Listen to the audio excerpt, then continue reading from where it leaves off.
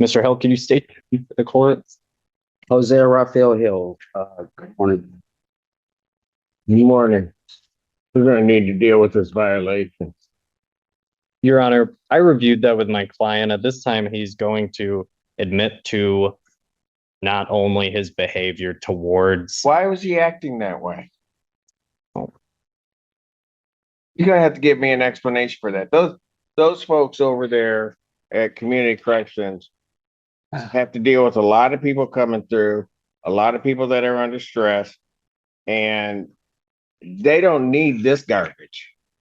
Certainly, and I'll be honest with you, especially Ms. Dozier does not need this garbage.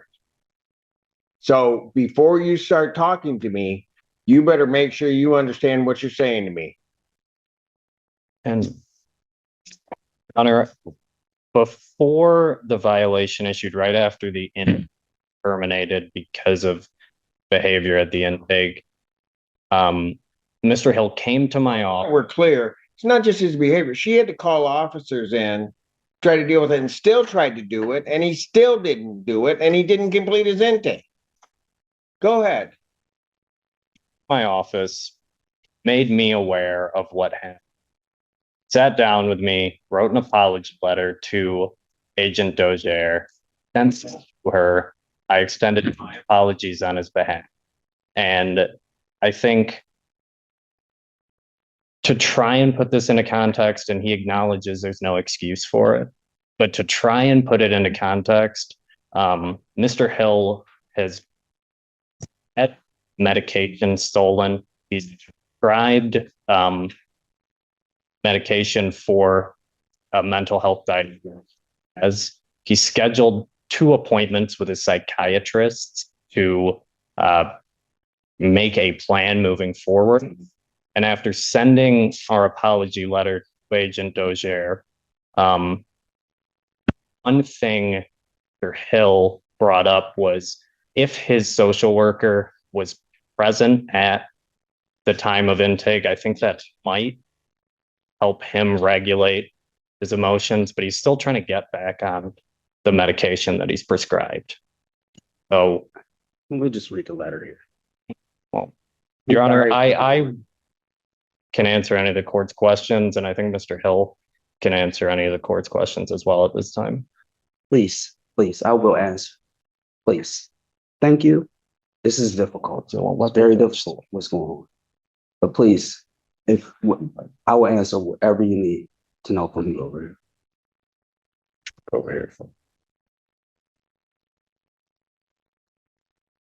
I did not expect to go to that meeting and that happened. That's for sure.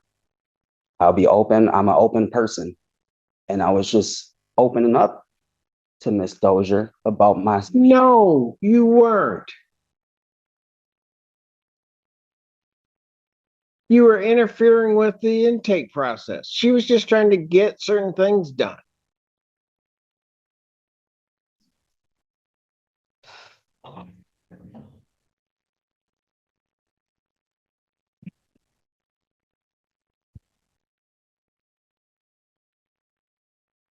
Can I mention something? Go ahead. I was talking to Miss Dozier in the meeting, and there was some confusion. I was confused, and I was explaining to her why. Because the magistrate informed me that if I go to when I go to community corrections, because he ordered me to go there, and I did everything he told me to do. And when we were in court, when I was in jail, and we were in court, he mentioned about corrections, and I already had past experience with community corrections, so I understand that these things cost money.